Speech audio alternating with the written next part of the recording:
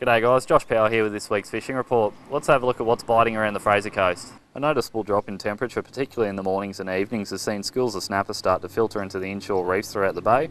Already there's been some nice fish caught around the 4 kilo mark from spots like the Artie. As water temps continue to drop, we anticipate the snapper fishing to go from strength to strength. On the inshore reefs, trolling deep diving hardbody lures can be quite effective as a searching tool to find schools of fish.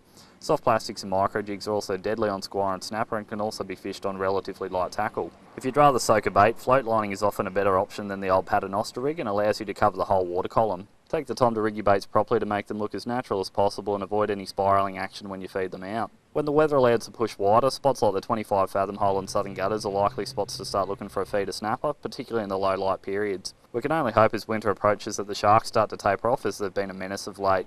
Bream are another species worth mentioning this time of year as they start schooling up around the rocky outcrops, local jetties and the lower reaches of the rivers and creeks. There's been a few early reports from the Urangan Pier, particularly at night. However, at present the herring have been a bit non-existent, making bait gathering difficult. Cranker crabs are definitely a standout choice if you want to chase a bream on lures, they're so realistic. On the flats you can also chase them on the same lures that you'd normally catch whiting on surface, so why not give them a crack. Righto, well it's time to have a look at this week's entries to the Mako Eyewear Bragg Board comp. First up is Corey Abud with a nice coral trout. Next up is Chris Ross with a red emperor. To be in the draw to win a pair of Mako Eyewear sunglasses, simply email your photos to info@fishostackleworld.com.au to be in the draw. Tune in next week for the latest on what's biting. Get out there, enjoy the Fraser Coast fantastic fishing. This has been Josh Power for Win News.